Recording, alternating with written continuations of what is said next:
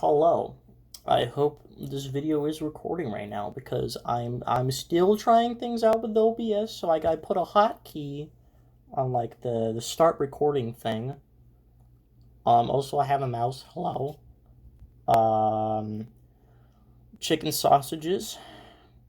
Lenovo multiplied by the maximum capacity of the power of the grape that is also purple and was raised on the mountain of Everest. Some more sausages, but instead you have some cheese mozzarella that is fighting in a war against the cheese sausages in order to grab the most powerful weapon of all, an elevator. God, I love life. So yeah, we're back with the Brony Chronicles, a documentary on My Little Pony and bronies. But this is part 2. I double paused. Interesting. In part 1 of this documentary, we took an in-depth look into the you guys see part 1 of the My Little Pony. No, of course you didn't. We established I'm when kidding. it was I'm sorry. created and who it was intended. And I'm a little bit upset right now. A little bit stressed. The case for well over 20 years, but in 2010, things were about to change. Lauren Faust we're back with Celestia's Ballad from Hasbro to create the 4th generation of the animated series. Instead of pumping out a generic cartoon that would serve the purpose of selling toys, Lauren went. I know. Actually, I started rewatching the series today. It's pretty cool. I like it. That any person of any age could enjoy, and that caught the attention of an unlikely group of fans: bronies. Bronies are older male fans of the show My Little Pony: Friendship is Magic, and they contradict gender roles to the utmost degree. I like the song from the Brony documentary. Let's go meet the bronies. I like that song. Well, and the clapping to Lauren Faust and her team. They accomplished their goal and created something that, despite its outer appearances, was at its core good, and a fandom formed around it. In part 2 of this documentary, we are going to take a closer look at both the creative-driven side of this unusual community and also a dumb fabric. Guys, that's some dumb fabric. Through interviews and research, we hope to address all of the hard questions and uncover the answers we seek so we can show you all the truth behind bronies. This is their journey. This is their story. I like Perry the Platypus. Cause you know that it's Perry. I think better with Perry. And welcome back, Dots. How's it going? I missed you, Dots. It's nice to be back with the Dots. So yeah, I know this is the same intro so far because this is literally the thumbnail of the last video. We're using it again!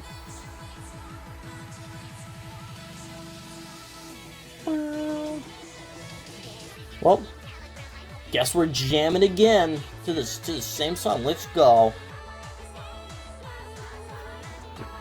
You know what I mean? We gotta stand up. Oh, my leg! Oh, nope, we're not standing up. But I'll just pretend I'm playing guitar along with the song.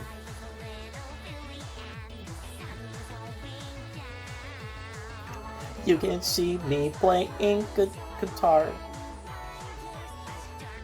My rhythm was off there. Well, maybe one day I'll have an actual webcam and you can see my face while I'm reacting. Wouldn't that be good, you know, because I'm a reaction channel. Usually reaction channels have a heckin' face cam, you know, because it contributes to the content, but not me, apparently.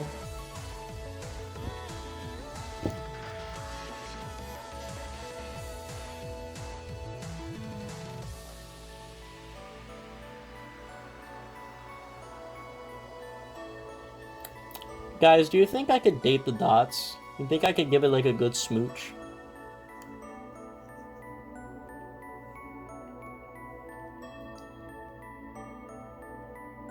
Say, I would make this a thumbnail, but no! They have to disappear before you get the full shot, yeah. When the Brony fandom first emerged, it came as a shock to many. Why would... Wait. No, wait, wrong way. What? No, shut up. No, stop. Go back. Analyze, analyze, analyze. Clear up the picture a little bit. Clear up the picture a little bit. I said clear up the picture. I said clear up the... Okay, nope. No, don't mute, please. What? Stop it right now. Enhance. Mustache girl. Actually, let's see what... Is that looks like a Batman. Oh, there's Discord. That's a long horn. Oh my gosh, man. Why you Cardhead? Why you Bob the Builder? Secret Service? You got Optimus Prime. A little Rainbow Dash over there. Okay. All right, we got a wide variety of bronies and seemingly not bronies. I'm looking at you, Optimus Prime. Why would older guys like a cartoon about colorful ponies who drink tea and have fashion shows? Where is the appeal in that? Why would a male enjoy any of this besides being a freak of nature? I'm a pretty bone. Initial response for most people, as they found the entire situation to be extremely strange. I had sort of misunderstood them. I thought, Hey, avatars. just another fandom. You know, I didn't pass them off as, you know, weirdos like most people do. I thought it was a bunch of Hey, weirdos, Jay Caller. to be honest. Hey. I just didn't get it. I think probably a lot of people didn't get it who haven't really looked into it. I thought they were the most obnoxious. Mike. irritating bunch of Hello, people Mike. on the internet. Everybody's Twitter accounts were changing to these tiny little colored equines, and I'm going, what the f is this? I actually didn't know what to think of them. I just didn't even know that bronies were a thing at that time, that it would even take off to be a fandom. Everything I knew about fandoms came from Encyclopedia Dramatica, so I was kind of afraid of fandoms, to be perfectly honest. What's going on in here? I wanna kind of get what is this all about? No, yeah, for me, like, I was just chilling in a My Little Pony Discord server because I had just finished watching the show and watching Pony Life. And I also finished watching all the shorts, the MLP shorts. Great watches, by the way, the MLP shorts. And I was just chilling on the Discord server, and then like some of my friends on the Discord server just be like, "Hey, let's talk about My Little Dashie." I'm just like, "What is My Little Dashie? What the heck are you talking about?" And so later on that night, I watched My Little Dashie. I'm just like, "What the heck, man? This is awesome. This is fantastic." And then started the great watching of 1843. I went nuts. I binged watched a whole bunch of fan content over the past 10 years. It was amazing. It was awesome. It was a lot of fun, I tell you. And it shaped who I am today. But I didn't know. And I'm still watching fan content. I just thought that this looks like a bunch of guys just having fun. These responses ranged from positive Got a lot to of passion. negative, though most share the common theme of being weirded out. And that made sense. Nothing about this ordeal was normal. Yet No, for let's- most of these interviewees, Turn it up they just a little eventually bit. came around and watched the show, and actually enjoyed it. Not only that, but they found themselves interacting with the fandom as well.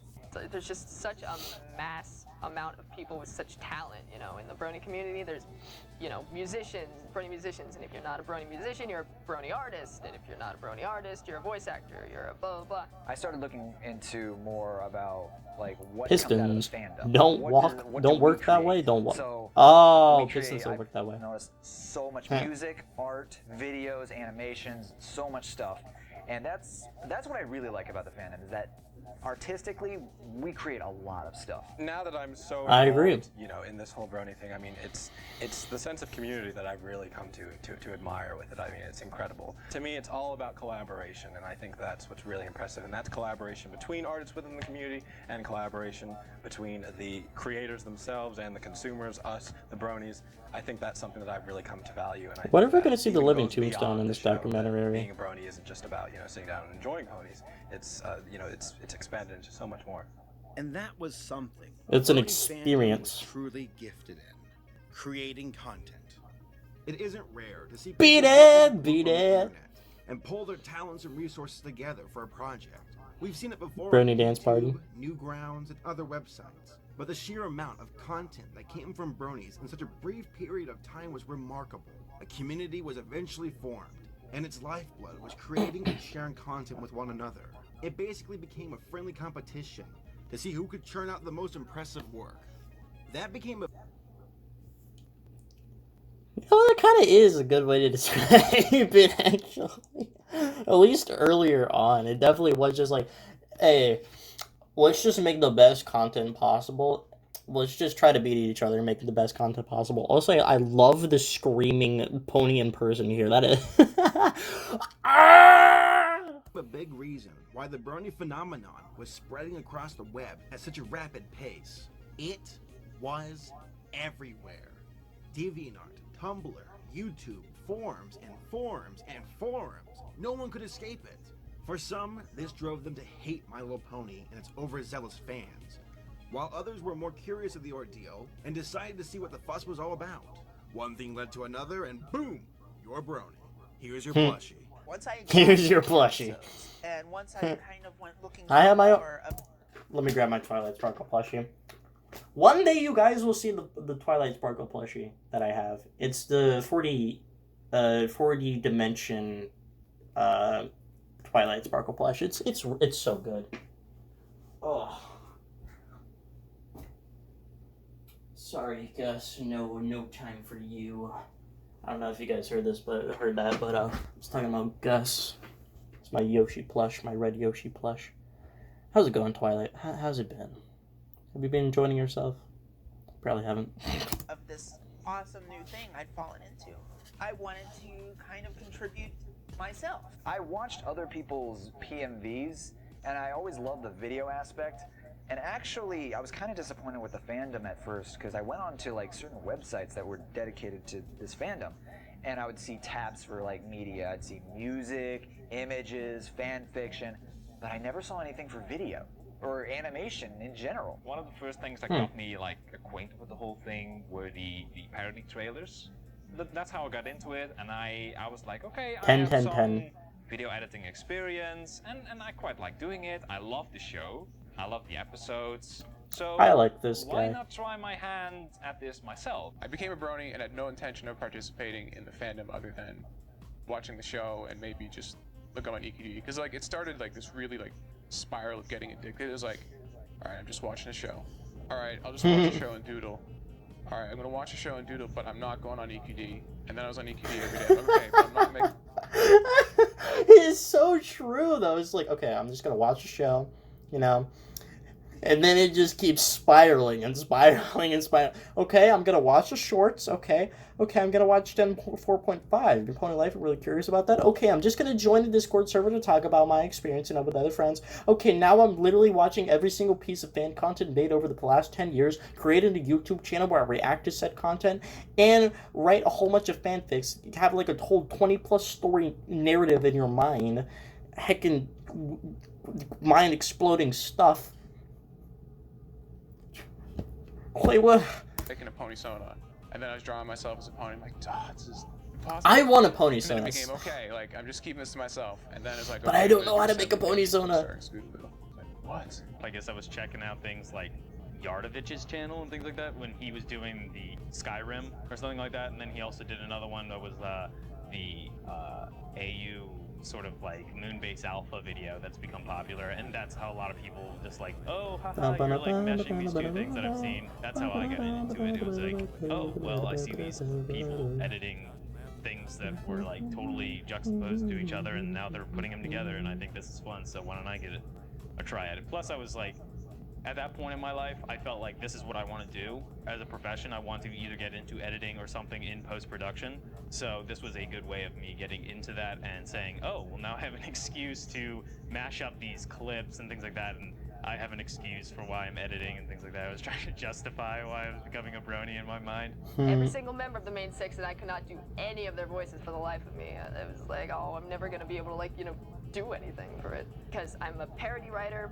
and I'm a voice actress. So if I can't parody and I can't voice act, I'm out of luck. Luckily, Rob, he was a fan of Pokemon Bridge, actually, a series that I write. And he was like, oh, you're a Brony, right? And he sent me the script for Epic Cupcake Time. And I was like, oh my god, this is amazing. You're doing this? And he's like, yep. Send it to me as soon as it's done. And so when Epic Pie Time came out, he sent me the script for that too, because he wanted, you know, my opinion on stuff. And I was like, wow, this is great, dude. I'll vinyl scratch it. I assume she voiced vinyl scratch. You could throw it at me if you feel like it. And he was like, yeah. actually, I think you would make a really good Vinyl Scratch. And I was like, oh, really? I was just throwing it. He's like, no, no, no. I want to make a No, line she for does, you." honestly. I saw a YouTube comment where someone had talked about My Little Remix. It immediately was like, there's a community for this. Like, I didn't My realize Little up until that Phoenix. point that these people knew each other. My Little Phoenix. My Little... Listen, there's a reason for this. If you haven't seen the last Brony documentary video, you would know the context for that. My Little Phoenix. No, I don't want an actual song. Phoenixes. Yeah, what? Yeah, Little Pee-wee the Phoenix. Yeah, what? I wish Pee-wee was more on the show, man. He did like a grand total of nothing. Okay, well, I give up.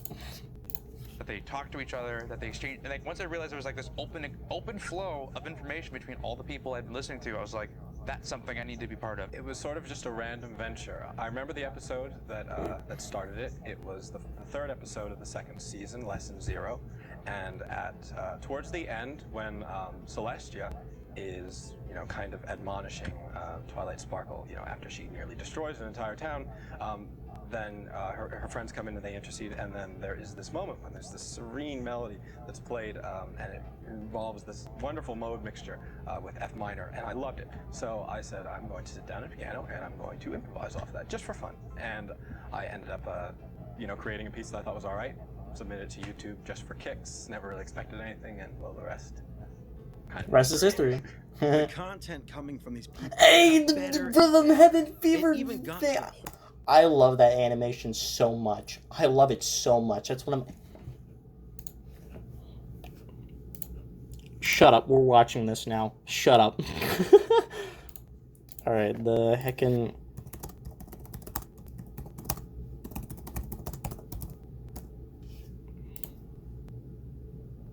Yes. Yes. Give it to me. Making your thing happen. Wix, I don't care about you, Wix. I will never care about you, Wix. Get the freak out of here.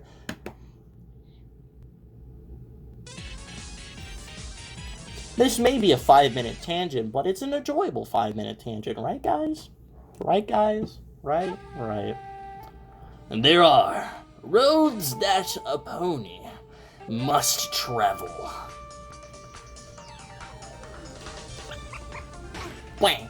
People bang! Bang! People bang! Bang! Bang! People bang! Bang! Blah! Blah!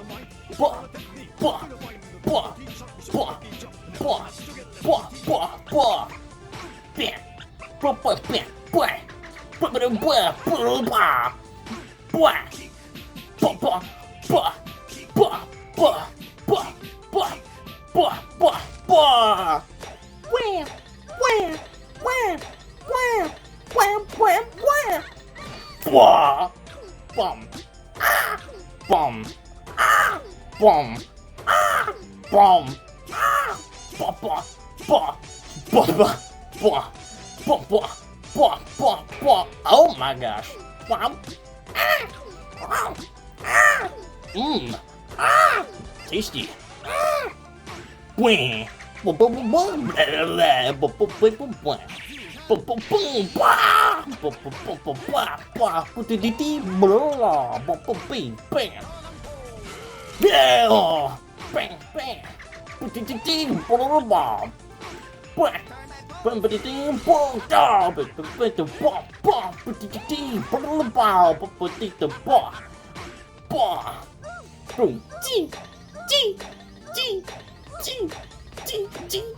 boom, oh. Dude,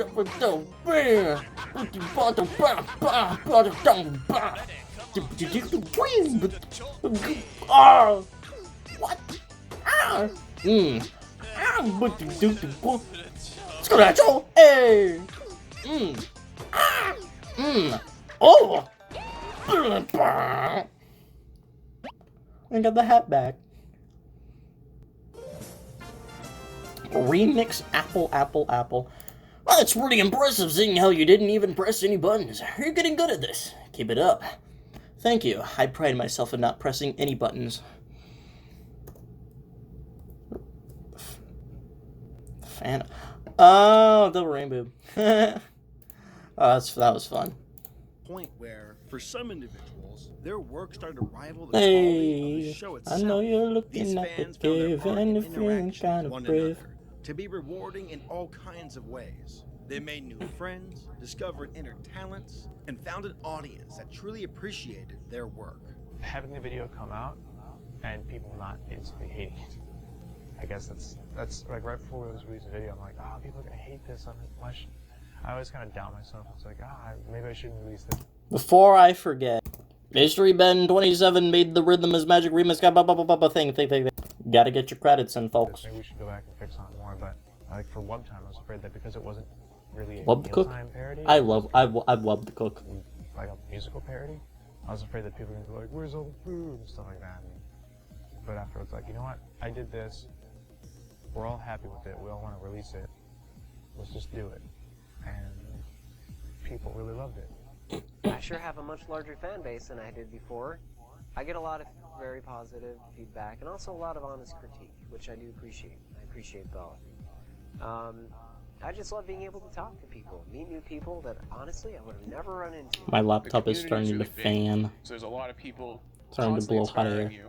Brony Dance Party stuff is really cool. I mean, there are a ton of people I could go on forever, but keep it short and sweet. Pixel Kitty is one of the first that I found, so like her stuff's always just been crazy.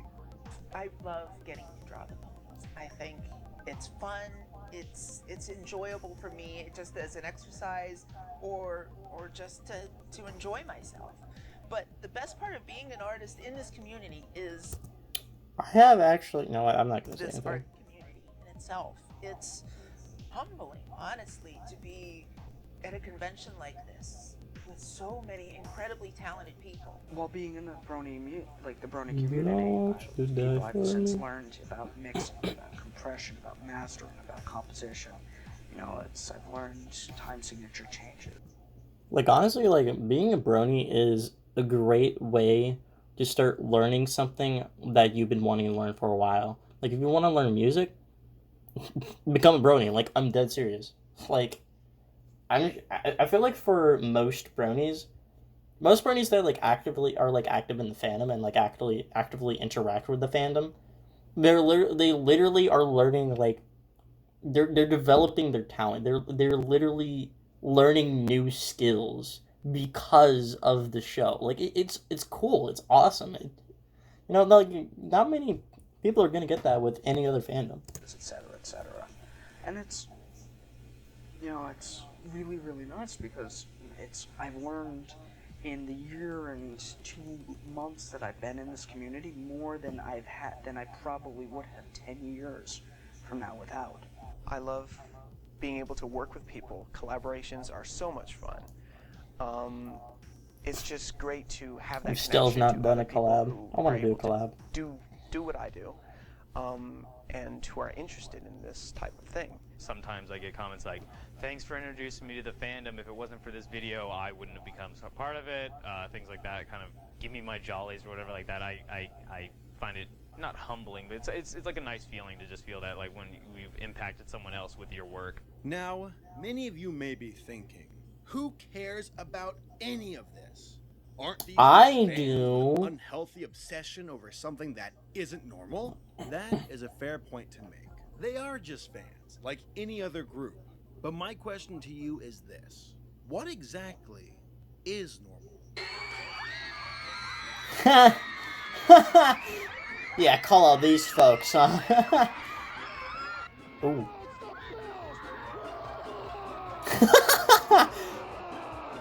He's an angel! He's an angel, I swear to God! Oh my God!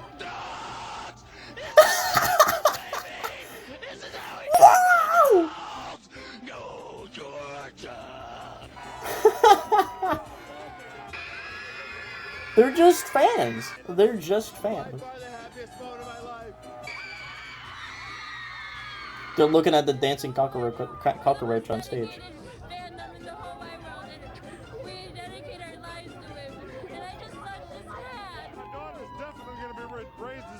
It's a baby. Mystery Science Theater 3000. Holy crap! Oh my gosh, I love that show. Me and my dad, like, my dad used to put the show on, and as like the stupid child I was, I'm just like, oh, my dad put something on. Ew! Obviously, it's bad and disgusting, and I hate it. But no, like I actually really like Mystery Science Theater 3000. I believe I'm saying the name right. That's the actual name, right? I'm not gonna search it up, but these guys are funny. I love just like they're basically just doing reaction content, but it's funny. It's just awesome. I love it, and I have good memories, with me and my dad watching the show. So yeah, what is normal? What is socially acceptable and what isn't? And who decides? Why are some pastimes widely Don't. celebrated while others are shot down? Is it a majority rule? Or do a few social elites control all the power? It's extremely hard to say. The power. People. The answer is never black or white, as there are many shades of gray. Yep, they have a fandom too. But let's stay focused on bronies. There's 50 of them in that Bronies are fandom. weird when compared to other social groups. But why? For what reasons Pretty are they hard. rejected by others? What have they done wrong in the eyes of society? Well, first off, there is the very subject of their admiration. Ponies. Little ponies.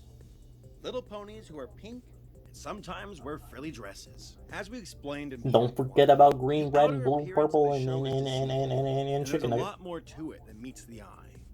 There are fun and engaging stories, interesting characters, and it My all boy takes Discord. place in a fantasy-filled world Baltimore. of dragons, monsters, and adventure. But for an outsider looking in, they are not going to see any of this. Instead, they are going to assume the worst. And can you Heck, really I blame didn't. them? I After assumed the 30 worst for a years of while. My Little Pony being exclusively for girls, it can be quite the shock to see older guys watch and like the show. Let's go ahead and point out the biggest issue with this situation. Gender roles. Gender roles are society's expectations of the proper behaviors, attitudes, and activities of males and females. Or in other Man, I words, hate gender roles. how guys and girls are supposed to behave in front of others. For example, most people believe that men are the breadwinners and women stay home to take care of the family. Men are the doctors and women are the nurses. Men are the police and women are the babysitters. These are traditional gender roles. Now, they aren't as prominent as they used to be, and progress has been made to break down these stereotypes, but they still do exist to a degree and have a subtle grasp on modern society. This has been the source of all the conflict between bronies and society. For the last 30 years, the MLP franchise has been intended for little girls. To have older guys like it, and in such a passionate way, is quite... It's like, ew, you like My Little Pony? Actually, same, bro. Hey, how's it going? Give me a high five. The good ending. Disturbing to the majority of others. Society has been taught that males participate in masculine activities and females with feminine pastimes. To see a crossover between the two is bizarre and doesn't make sense to mainstream culture. They don't see eye to eye with bronies and why they like the show. What they see instead are deviant freaks. Outside of gender, That was a there good is picture. another large factor that disturbs Oh, society, age. and that is the age of bronies. As one grows up, they are supposed to put away childish things and move on. This is especially true for males. Yet here we have a bunch of old... Man, I hate the whole thing of just like, you're growing up, psh, cartoons, toys, all that sort of stuff, like, psh, put that away, man. You're a man now. Get the heck out of here, stupid. Like, I hate that so much. Which I don't feel like I really need to explain why I hate it so much. I'm a brony who's, like, always trying to be unique and creative, has a weird personality, and has a My Little Pony plush. Like, I think we could all assume that I like cartoons and I like. See, I don't want to call it like childish things because there is a lot of effort that goes into making quote unquote childish things, and to just call it childish, it feels like it's just undermining the product. It's undermining all the effort, the passion, and the love that went into making that product. Like. I mean, sometimes kids' content is just kids' content, but there's kids' content that is just like, hey, you know what? This is more. This is more. And I'm tired of it. We rioting, boys. We standing up. We rioting. Men who refuse to do that. Why aren't they watching football? Why aren't they tailgating? I hate football. I hate sports. I can't. Adults only venture It's just not my to the thing. toy aisle or watch children cartoons if they have a kid with them, or so is the typical norm. Why would any well-respected grown male be caught dead enjoying something made for little girls? Now, to be fair, not everyone thinks this way and automatically shoots down fans like bronies, but the majority of people do. Don't believe me? What do you think a mom with your young daughter would be pondering if they saw this at the toy aisle? Probably not the best, and most likely the worst. Society isn't used to seeing such opposite worlds clash, and will often jump to conclusions on why guys like My Little Pony. But it's not just older guys. I like the way this man I also love how he's in a suit and tie. Call themselves bronies. There are a considerable amount of older females, children, and even their parents who gladly participate in the fandom. Gender and age does not dictate on whether or not a person is a brony. It's what made brony stand out at first. But the fandom is full of many types of people now. So what makes a brony? If anything, it is how invested an individual is into the show and the fandom surrounding it. Simple as that. Let's take Star Trek into consideration. Just because an individual watches that series does not make them into a diehard Trekkie. That all depends on how passionate they are about the show, and if they are willing to share it and express it with others. At times I'm a Trekkie, and other times I'm a Trekker.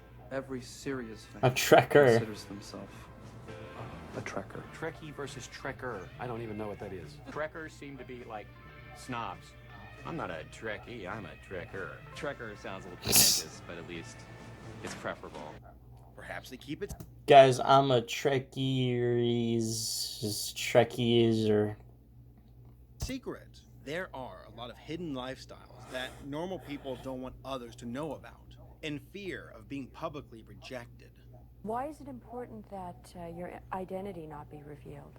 Because of the controversial nature, we're living in a culture that isn't as progressive, so it's important to avoid censure. Bronies became a huge target, and it was only a matter of time before they received a backlash from mainstream media.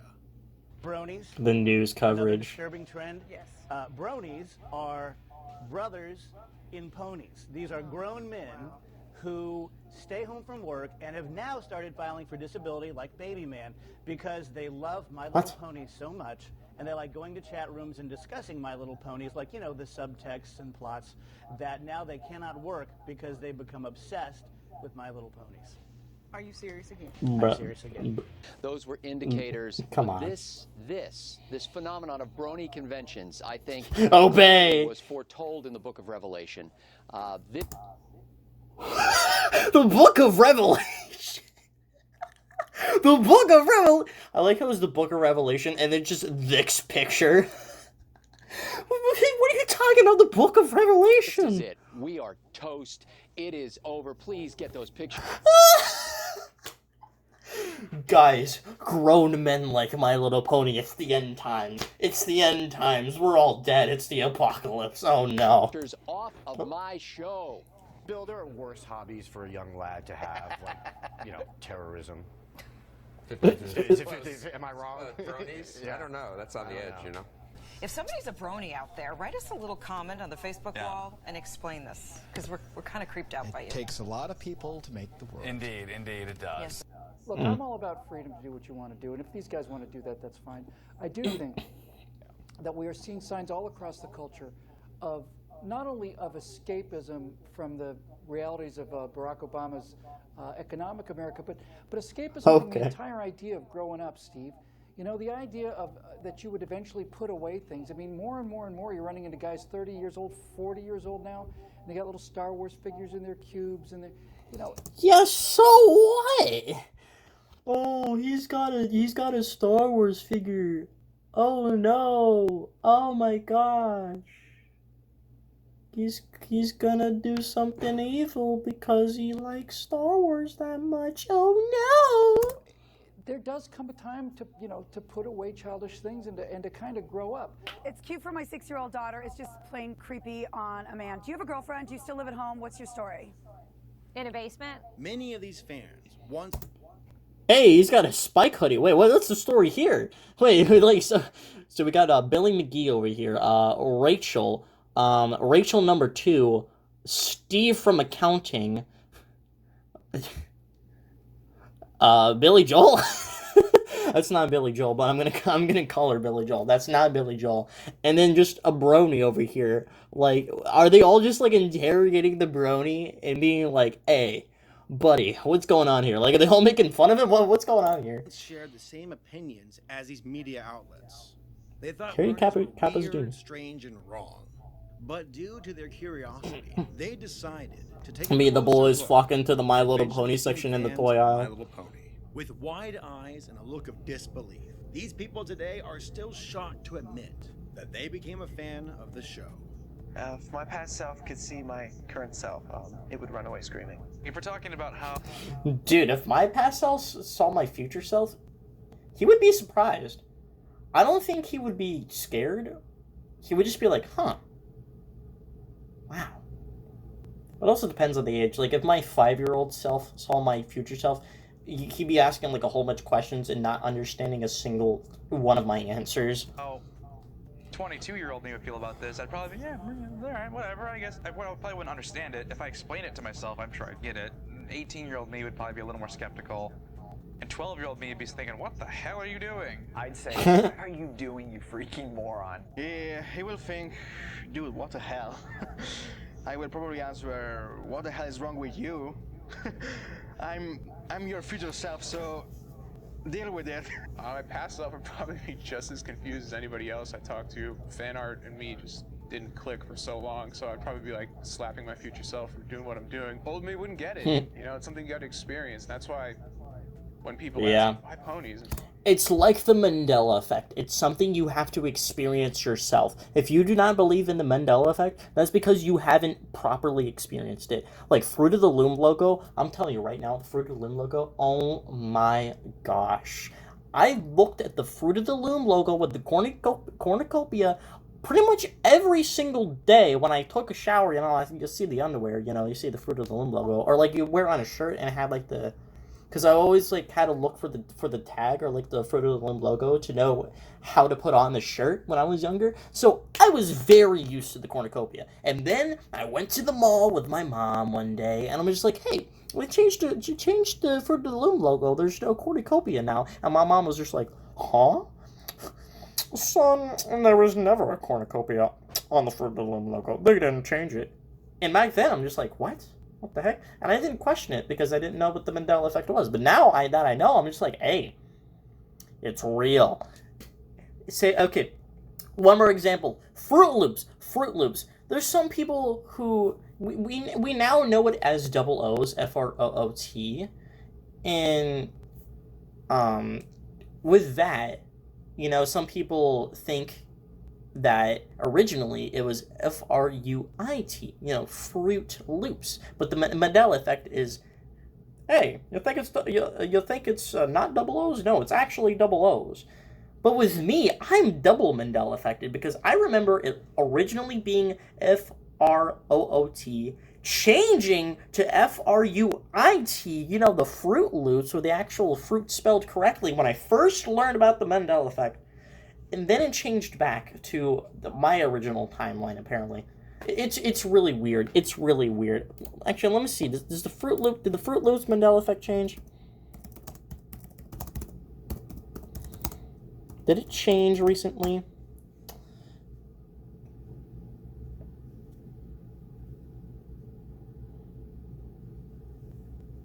Oh, wait, it's not Oscar Mayer, it's Oscar... Ew, disgusting. Well, that's another Mandela effect for you. It's like, gotta watch it. My past self would be laughing at me because my past self was very self-centered and young and didn't get it, right? We all didn't get it when we were young. Now that I'm older, I can see that, you know, what I like or what I watch on TV or things like that don't really matter in the great scheme of the universe, right? Doesn't really matter. Yeah. My past self would probably think that I turned gay. And I'm not a homophobe. Not anymore. I was then. I think my past self would be a little confused as to my liking of the show, but at the same time, I think I'd be really excited because I'm doing now what I always wanted to do when I was younger. That was writing orchestral music and doing digital art. That was a big deal for me back in the day. And I feel like I would kind of also be like how he's just describing how the situation would go. I feel like my past self would be confused at first, but then he would be like, huh, you know what? It's pretty cool. It's pretty interesting, you know? But then again, I don't know. Like, I'm trying to think how my past self acted and such. Because my past self was really into video games. Like, that was my main passion at the time. I still really love video games. Video games is still one of my passions. I know, actually, I think I would have just been like, huh, so you didn't go down the video game route. I would just be very curious. And it would probably make me more determined to be like, hey, I'm going down the video games route. I'm going to get a job and make some video games, you know? That probably would have happened, actually, if I did tell my past self that I was a brony. Actually, yeah, he would also know nothing about the show. Like My Little Pony. Depending on the age, you might not even know what My Little Pony is. I had been working at it for years and years and years to ever even come close to what I think I might be tremendously confused, but also mostly happy with myself. For some, That's it nice. was easy to admit to liking the show. For others, it was hard. They did not want to be singled out for enjoying something that is largely frowned upon by their peers. Compared to a lot of people, I sort of had it really easy because like I had the luxury of parents who really just don't care because I'm in my 20s and have a full-time job and a college degree already, so they don't have to worry about me like not getting a job and not continuing my education. And I also have a girlfriend, so I don't have to feel like I'm being really insecure about who I am and where I'm going. So I mean, it was really just natural. It's like, oh, a show about ponies. All right, that's cool. I used to think that gender roles were a big deal. I didn't realize that it had anything to do with what society imposed on people. I just didn't really know what people would think of me, specifically my older brother. He was always making snide comments about the sort of things that I choose to watch, the kind of things I play. I was, hiding it. But Like, if gender roles are so important, then why the heck is My Little Pony such a good thing? It is a fantastic thing. It is a beautiful thing. Like, just want to take traditional gender roles and just throw it across the field. My oldest brother like a baseball. ended up watching the show around the same time that I did. My dad. So we all just ended up kind of converging and then finally finding out, oh hey, you watch it too. That's kind of creepy. That's also kind of awesome. As I already stated, mainstream media really gave bronies a beating. And one glaring issue that stood out to them was guys who are really into My Little Pony in the sense that they're turned on by the ponies, the comic, the clapping. ponies. Yeah, this is a thing, and it's really hard to explain without being graphic. For the sake of keeping this documentary, Honestly, like, from an outsider looking in, like, if you look at, like, clopping, you're just like, ugh. But for some reason, like, I feel like this is the case. I don't know if this is actually the case, but, like, I feel like once you become a brony, once you become, like, invested in the show, for some reason, your brain is kind of just like, you know what?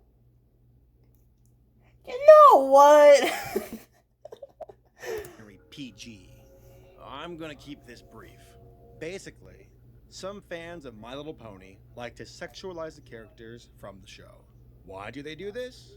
It's I don't know. likely just a fetish they enjoy. Simple as that. Yet society is quick to assume that every MLP fan is a sexual deviant. Why else would they be into ponies, right? This assumption has left a devastating impact on the image of Dumb fabric returns! and only worsens the already negative stereotype. Despite being dealt a bad hand by mainstream media, it's not impossible to change how society looks upon bronies. One, if not the most positive trait about this fandom, is its charity work. From Hell donating yeah. money to support clinics in Uganda, to raising thousands of dollars for the Children's Cancer Association. Many bronies are active when it comes to giving money to those who need it. There are dozens of charity organizations, and they have raised money for scholarships, blood drives, Toys for Tots, Ow, and the list my goes elbow. on and on. Groups such as Bronies for Good and the Brony Thank You Fund organize charity drives on a regular basis and continue to help those in need. But why do My Little Pony fans Good do stuff. this? Perhaps bronies take this show and its lessons to heart and want to practice what they preach, being love and tolerance. A strange source of inspiration, but you can't argue with the overwhelming results. These people have done good and stand as a positive image of the brony fandom for the rest of the world to see. The brony stereotype would have you believe that My Little Pony fans are weak, socially inept, and sensitive wussies.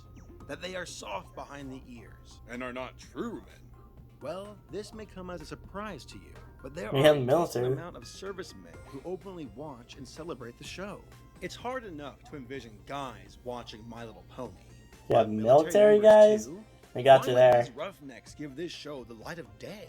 Simply put, they enjoy it like any other fan would. It just so happens that they work in the military too. This goes to show that the brony stereotype, just like any other stereotype, is a grand assumption society is used to deciphering the merit of a person by their image alone. But that never tells the full story. Military fans are a testament to that and prove that masculinity and being feminine can share a common middle ground. When it comes to improving I the like image of a group, this. it doesn't hurt to gain some credibility from those who already have a widespread reputation, namely celebrities. Now, this Robert can work Downey both Jr. ways, Iron Man. where a celeb can make a group look really good or really bad. But bronies have been lucky enough to have some famous folk give them some positive feedback. Oh, really? Newman, Cool. co-founder and managing director of Valve Corporation, has stated on the show that Hey. he secretly geeks out over My Little Pony and watches. Whoa, really? But is there That's anything awesome. you Holy secretly crap. geek out about? I watch My Little Pony. You're a brony. Yep. Marcus Person, Wow, that's awesome. and the creator of Minecraft, Notch? has said during an interview that he enjoys My Little Pony, though he wouldn't call himself a brony. But he added that this is the kind of cartoon that he would want his kids to watch if he ever had children. I try to claim I don't like the new My Little Pony show, but I secretly kind of do. You are a It's brony. kinda, not really, but it's kind of. Yes. It's kind of. You're just a I fan. like You just to like the buy show. Children. That's the kind of show we love to share with them. Anthony Bourdain, a culinary pro who is the host of the Travel Channel Wow. programs No Reservations and The Layover, spoke up about a year ago Wow. and claimed that he was a big fan. Culinary of My Little guy. Pony. Nice. Needless to say, it was quite ironic since this is a guy who has tasted pony before. Oh, Rainbow Dash, look at you now. My little pony. Back in September of 2011, another celebrity popped up on the Brony roster. John and it was Delancey. to do a special appearance on the show itself. John Delancey. Discord. He was the voice of a I'm little not bit the that went by moon. the name of Discord. And he Oh, we quickly all love became a Discord on fan this channel. favorite. John has already had his fair share of bizarre fandoms since he played the character known as Q from Star Trek. Yet when emails from Brony started to pour into his mailbox, he was receptive and open-minded. This led to the eventual creation of a Brony Yeah, we watched that. We watched that documentary. in which he Let's go helped beat the coordinate. bronies. He hopes that the world can view MLP fans in a more positive light, since most mainstream media outlets. I've heard from some people though that they don't like the Bronies documentary, and that like it's like bad in like a bad type of way. I have not seen it in a while, so I cannot like really speak on the quality now because I don't remember much about it. From what I remember, like I thought it was fine. I thought it was fine. I thought it was all right. I remember liking it. So I didn't see, like, the thing is that, like, I've just heard that there's something bad about it, but I haven't heard what that actual bad thing is. So, hey, one random guy in the comments, just, hey, how's it going? Just, if you want to tell me, if you got the knowledge, you got the sacred knowledge, tell me what's going on with the Bronies documentary. I failed to do so. Or I could just search it up myself, but I'm a little lazy. But out of all the confirmed celebrities who have said that they enjoy My Little Pony, none were as shocking as Andrew WK. Andrew is a hardcore rock and roll musician who takes partying very seriously. So imagine the surprise on everyone's face when he proudly declared his love for My Little Pony. He stated in a podcast how he enjoyed the fact that guys can dig this show and create diversity. That, and how Andrew completely identified with the character Pinkie Pie. He loves to party too. That pretty much sums up all the confirmed celebrities. Though there are rumors of others who watch the show. Weird Al, the infamous Weird Al, hey! Such as Eat It, White and Nerdy, and Amish Paradise. I love Weird Al. Appearance on the show as a character of Cheese Sandwich. Man, recently I saw a whole video. Enjoyed his guest performance. Check also But local unlike John listings. Delancey, Weird Al did not get involved with the fandom. He recorded his lines for the episode and moved on with his own projects. Another person who was thought to be a brony was Stephen Colbert. Thank you so much, everybody. I want to give a big shout out here, out there, to all my bronies who may be watching. But this was a misunderstanding that he fully admits to. Good to have you with us. I want to very specifically not give a shout out to my bronies tonight. Okay.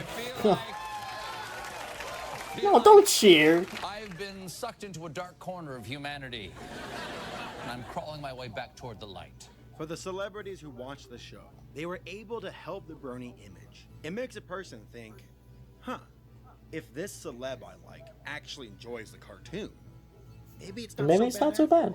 Every I literally said the same thing. And it gives bronies You mean more Saber Sword? positive Same brain image still. in the eyes of mainstream society. We have been going on for a while now about how bronies can possibly change the way people view their group and help them see the bright side of their fandom. But bronies aren't the only ones who have had it bad when it comes to social criticism. Many other groups of fans went through the same growing pains, but were able to prevail. But how? How are they able to change the way others think of them? Well, let's take a look at a few. One of the largest and strongest genres of geek culture is science fiction. It encompasses Yeah, especially with Star Trek and Star Wars. Never watched Star Trek, actually. It's another one of those things I know nothing about. I like Star Wars, but to be honest, I've not seen any of the new content, and from what I've heard, none of the new content is good, except for, I guess, Mandalorian. So at least some of the episodes from Mandalorian. The last, real thing I really watched when it came to Star Wars was the end of the 9th movie. Return of the Jedi, that was it. And I also don't remember much from that. I was a kid, and I just enjoyed the Star Wars movies. That was pretty much it. I didn't have any critical analytical skills to really decipher how good the movie was. But yeah, I was gonna say something else. Oh, Lego Star Wars though. Dude, I love Lego Star Wars. Amazing games. Hundreds of franchises, and many of them have become very popular within mainstream society. Remember Star Trek? Back in the late 1960s, this series made quite the splash and gave birth to a very dedicated group of fans called Trekkies. They got together with about 35 or 40 or 50, the way I heard this story, of fans of Star Trek that just wanted to get together and talk about the show, which they did. And I thought, they're inviting me to New York? They said they're willing to pay expenses and, fly me there and put me up in a hotel. I thought, these people are foolish. And there was something like, I think there were around 3,000 or 4,000 people showed up. And it was absolutely wild then. The din out there indicated there was more than 30 people. The woman went on stage and introduced me, and I stepped out, and the place exploded in applause. And then they were hanging out of the balcony. It was like a bunch of overage Beatles for us, you know, of me being there. These guys took the term fan to an entirely new level. They dressed like the characters. They acted like the characters. They became the trivia, characters. and some even spoke in Klingon. Trekkies were notoriously known Wow. for their religious-like I fetish. mean, that's a bit. It That's even a got to the point fictional language. where some That's of cool. the cast members from the show had to back off because the fans were growing too attached. I was walking down a street in New York, and I caught somebody coming towards me. He Yeah, said, John Lindsay. "Are you Q?" I said, "Yeah. Can you bring people back from the dead?" And I went, I mean, I can, you know, if you just, you know, slip me a couple 50s. "Only people I like." That's cool. And walked on. There was a fan who, in 1973 in New York, came up to Jimmy Doohan, who I was with, and pulled out a box that had a hypodermic in it, and asked Jimmy if he could get a sample of his blood. 20 years later, he was at a convention in New York, and the same young man came up to him with the same box with the same hypodermic and said, "Mr. Doohan, can I get a sample of your blood?" He was still doing the same thing 20 years later. Star Trek was Wow. a success, and the franchise did fine. But Trekkies themselves were looked upon as fanatics who took their obsession too far. And so, a stereotype was born. But over time, this changed. With the arrival of other sci-fi franchises, like Star Wars, people were becoming more interested in the genre and accepting of others who would identify as sci-fi geeks and nerds. And I'm sorry I'm not talking that much. I am pausing, though, a lot. Whenever I pause, I talk a lot. But I'm just kind of just enjoying this, you know? I'm just having a good time watching The this. exact same thing happened with comic book fans. They were picked on for liking superheroes, but now some of the most profitable movies of all time feature these characters. And it doesn't stop there. Back in the 1970s, a convention called San Diego Comic-Con was established with the intent of bridging the gap between comic book fans and comic book writers and artists. A place where comic enthusiasts could meet and enjoy their shared passion. The first event only had roughly around 300 attendees. Today, it has over 130,000 visitors. SpongeBob. Over $162 million in regional sales per year. And those numbers only continue to grow. 6 Moss, 2 Moss, 2 hours, 90 minutes, more 90 minutes. Wow. What? Can I eat 6 Moss? Can I become 2 Moss? That has, in recent history, become a worldwide phenomenon. Harry is Potter? fantasy. If you saw a person dressed as a wizard prior to Harry Potter's release, you either thought that individual was a nerd or homeless. Now everyone loves the idea of being a wizard. It's not just role Wizarding is awesome. Dungeons and Dragons anymore. Lord of the Rings and Harry Potter captured the imaginations of millions upon millions of people, and they can't get enough of it. The best thing of all is how neutral it is. You will find both males and females of any age group enjoying the fantasy genre and not having to worry about mass ridicule. Overall, these examples prove that society and its feelings towards certain groups can change. The stereotype that once followed geeks and nerds has lost Guess we just gotta wait. thanks to the positive framing of the mainstream spotlight. Of course, there is a difference between being a, "Oh, I watched that movie once, it was good," kind of fan, and "I just bought this Wookiee costume, not taking it off in 3 weeks," kind of fan. 3 weeks, holy But moly. The point is, the Batman! show is How's it much more going, Batman? accepted today of those types of fans than they were in the past. That is because they have found some Hello, common Superman. shared medium, which It's for the me, the most part, Joker. movies. Out of the top grossing films of all Frozen, time, uh-oh. the majority of them fall under the geek banner. Yet are bronies capable of these levels of change? That I don't know. remains to be seen, but the odds are stacked against them. They do not have the luck. You know what? Guys, let's band together. Can we get every brony, all 6 of you watching this video, can we all just get together and just figure out a way to change how the mainstream thinks about us?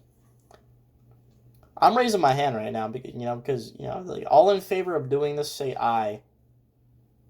All right, that's 15 ayes. All right, let's go. Of having a blockbuster film sway the opinions of the mass public. And as I stated before, Now I am Bronies 20% carry cooler. a highly unappealing stereotype.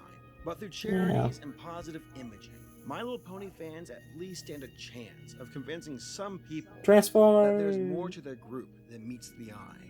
These other groups of fans prove that changing the way society views them is not impossible Hot. and can be done.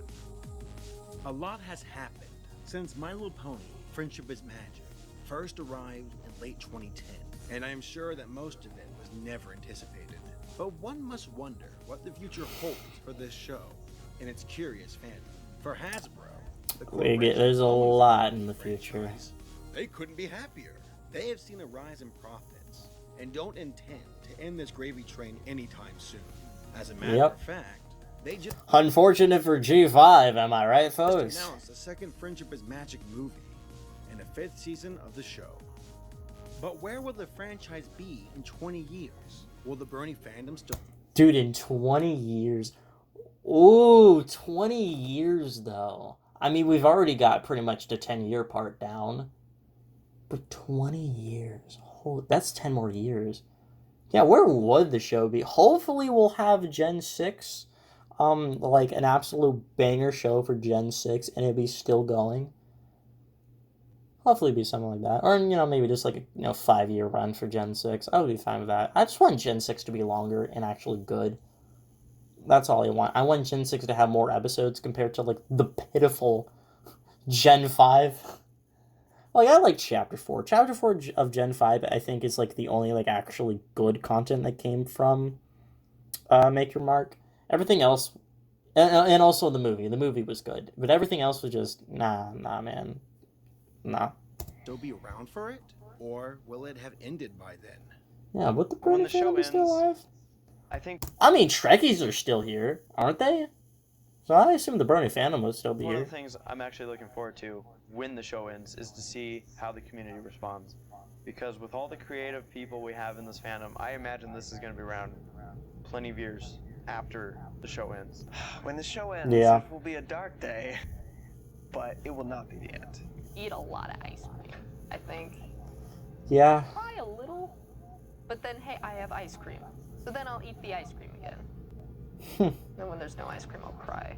I'd rather see it end good 4 way to seasons do it. that are amazing than have it keep going and just gradually decline in quality, because then like it'll Thankfully, sour that did not the happen. franchise as a whole. Not that I think that the writers and the staff that are working on it right now would let that happen. If the fan base is still as strong as it was, or currently is, in about 48 years when it's finished. No. But when it reaches its peak in season 7, as The Simpsons did, people are always like, oh, it's gonna go downhill. No, there have been shows that didn't reach their peak until May. And then the season 7 finale was one of the worst finales in MLP. Peak, guys. Peak. 8 seasons in. First thing I'll probably do is be a terrible person and say, told you so. People don't believe me that the show is going to end, that the fandom will probably end, but I think it will. I think this part of the reason I'm here is Well, because it's I still really feel going. like we're hitting a high point. It's smaller, and but that it's still going. It could be downhill from here, and I want to be here for these high, great moments. But I mean, I'm ready to be wrong. I would love to be wrong. See, I've gone through this before. For instance, I'm a huge fan of the show Dragon Ball Z, and that ended years ago. But it's still, they have Dragon Ball Z Kai and all that stuff. But the show was pretty much dead and gone. But that show influenced me so much that I still watch reruns of it every day of the week. I just watch every little thing I can of it. I work out to it. Same thing with MLP. I'll be in the gym like, My Little Pony. Used to wonder what friendship would be, son. It's not. I love that guy. I hope, 4 or 5 seasons. What am I going to do? Well, I'm going to continue writing. I'm going to continue composing. I'm going to continue creating. I don't think that just because the show ends, that the spirit of this Brony community is going to die out. I think that it's going to. And you would be right. It's going to be sustained by by what we have all taken from it. So what am I gonna do when the show ends? Business as usual. And now we Keep come going. to the end of our story. From a simple plastic toy to an online sensation, My Little Pony has had quite the journey, and it has touched many lives along the way. The events that unfolded were that of chance, timing, and dedication. If it wasn't for the efforts of Lauren Faust and her team, none of this would have been possible. This passionate group of artists were able to provide a quality cartoon that any person of any age could enjoy. Because of them, community was forged, and it has been those fans who have truly reaped the rewards. It's a lot of fun. You can tell we have fun online. The interactions are We great. all I've met bronies have a fun. lot I of swear. people, made a Oh, lot of it's so friends much fun. throughout this community. It's a close, but a lovable one at that. And as people need to get off their high horses, myself included. And high horse, huh? See, that's a horse pun. If you didn't notice. that being said, we're all most of us are pleasant people. Most of us are pretty chill. It's a community, and we don't use that term lightly. We're bronies. We're bros. We put the bro in brony, and there's a reason for that.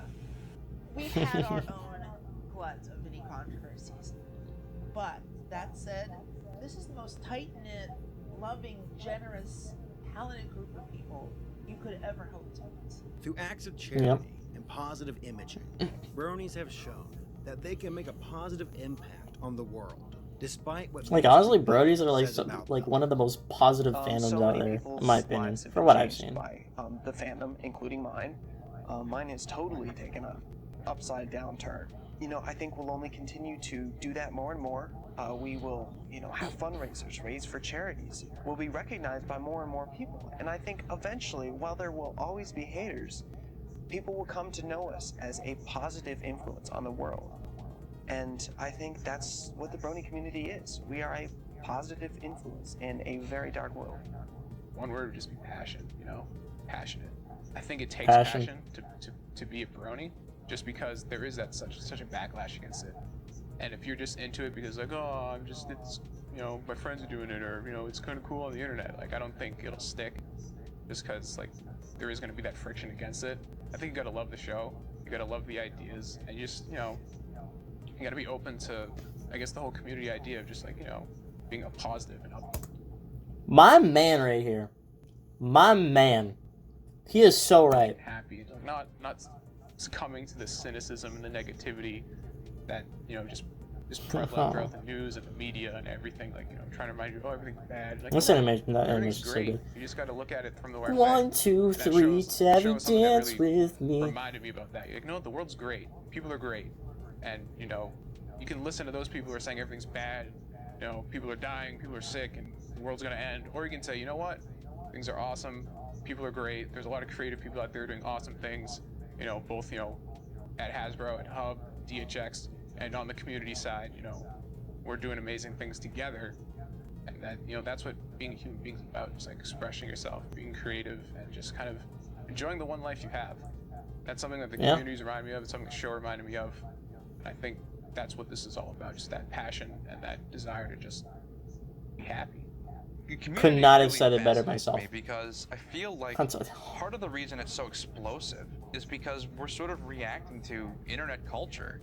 Like the whole thing started on the internet, and the internet's a very gender normative place. Like you're assumed heterosexual single white guy until proven otherwise online. I mean, tits or GTFO isn't just like a saying, it's a mantra.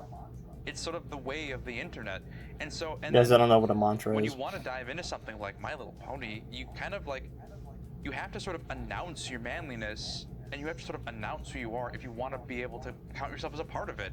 So in that sense, it really comes as no surprise that you have all these dudes from the internet that are just like embracing this, because in order to be part of this, you have to sort of like say, no, I'm an individual. You have to like prove who you are to say you like it, as opposed to everywhere else on the internet where you can just sort of like quietly fit in, and even if you are cool and special. Oh, that water bottle fell down. That water bottle fell down. No, no, it has an open cap. No, it fell down. So I mean, the water, that's no. The coolest part about the community is that we all have to have a voice in order to prove that we're worthy of being here. There's a reason everyone's anonymous.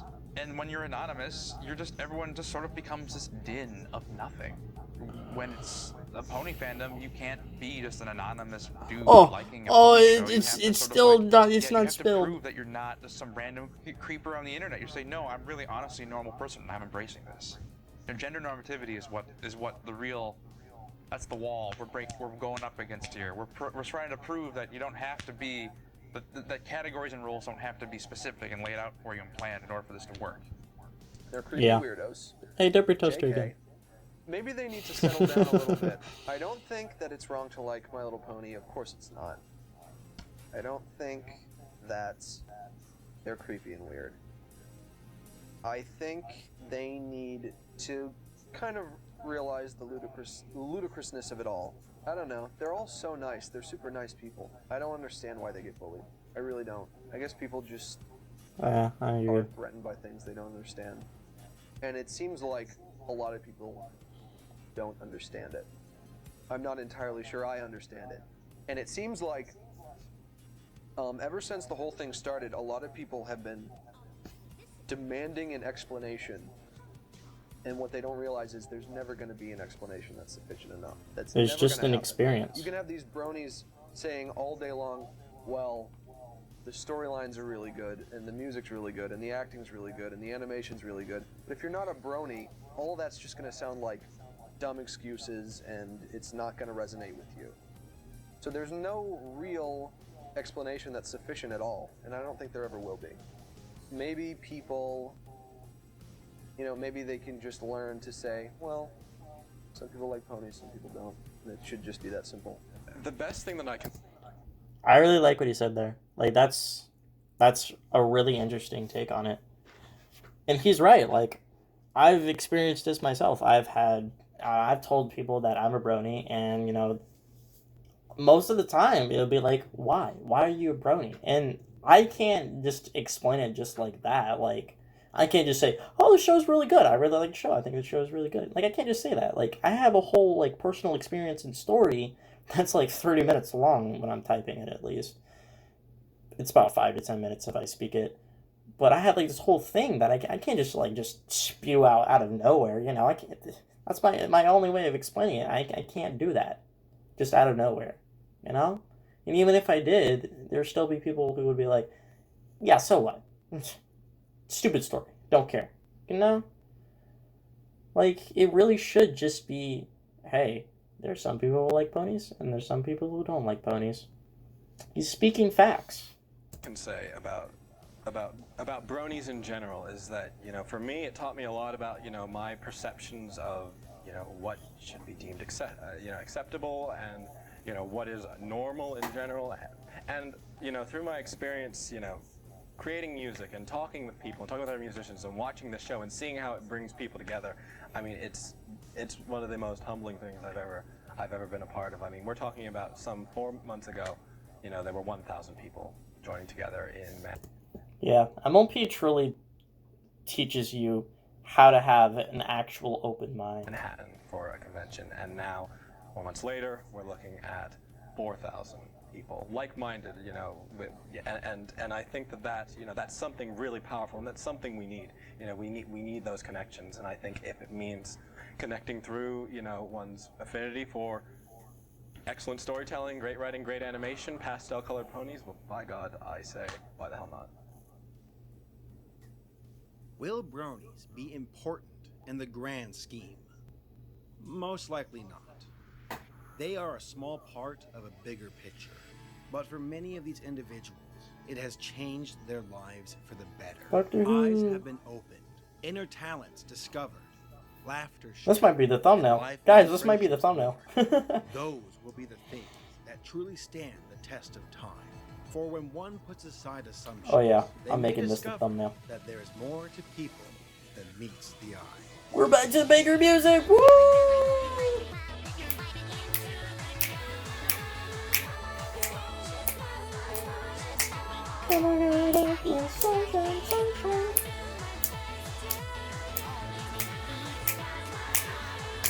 Oh yeah! Oh yeah! Woo! Billy and the sun was going down. Fill my heart up with sunshine, sunshine. They would always make me frown.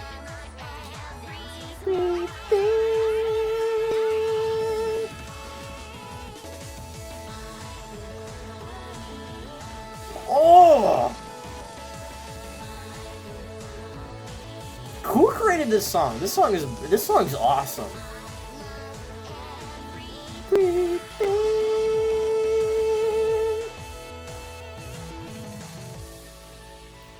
So we're back to the dots. Salute. We salute. That's such a nice way to end it. We salute.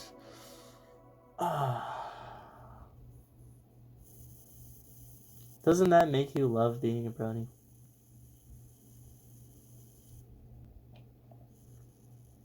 White. All great movies end in white.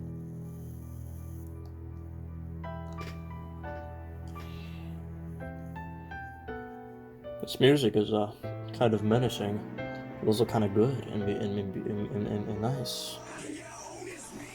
What? I did not expect that. Well, hey. Let's jam. Oh! I thought it was gonna. Hey, Pony! Hey, Pony swag. I love this song.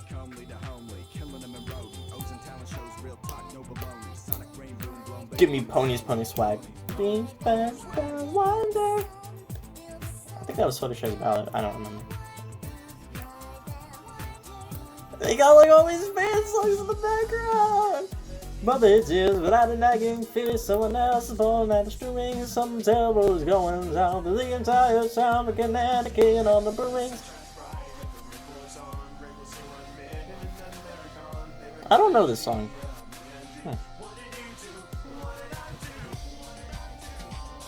Oh wait, maybe I do. That sounds familiar. I also don't recognize this one. Hot diggity demon.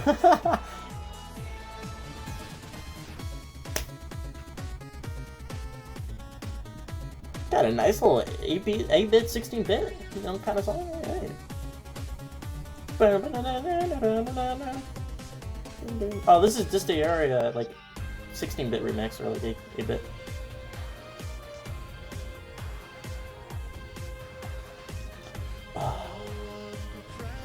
Oh, I love this. I'm enjoying myself so much.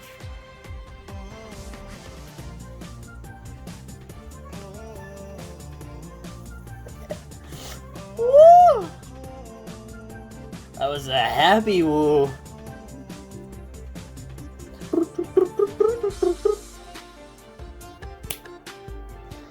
Oh, you better believe I'm not pausing until we get through all this music. This is one of the most enjoyable credits I've ever watched. Jeff! He's got the weird spelling, Jeff!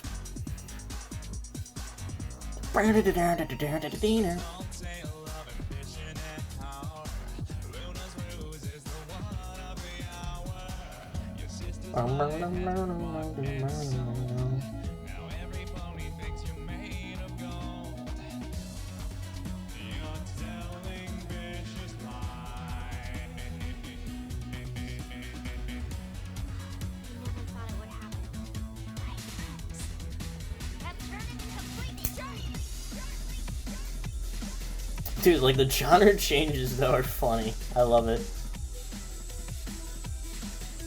I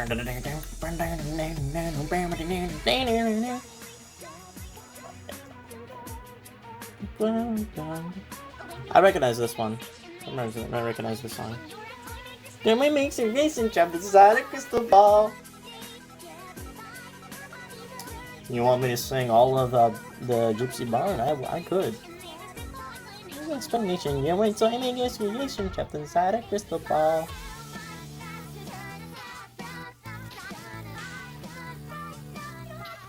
Dude, I kinda wanna listen to all these songs. Some of these songs I don't actually know. Some of these are bangers. This was a banger!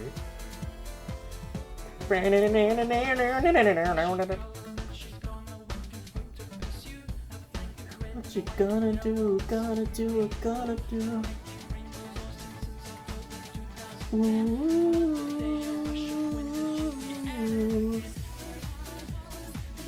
We shared our dreams. Oh, we shared our dreams. That's definitely a remix. I realized it seems my big brother. Oh, this is Rainbow Factory. Is this Rainbow Factory? No, this is Rainbow.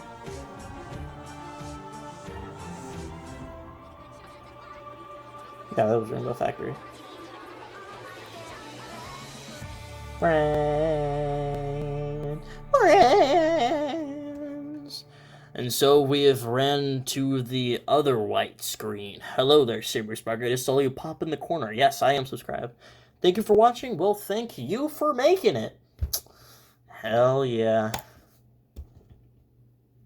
Like I said before, doesn't this make you love being a brony? Like, pretty much everything that was said in this documentary, I pretty much agree with. Hope that doesn't put me in a controversy. It's okay, I have, like, not many, nobody's gonna watch this. Nobody's gonna make it to anything on this video. At least not for a while.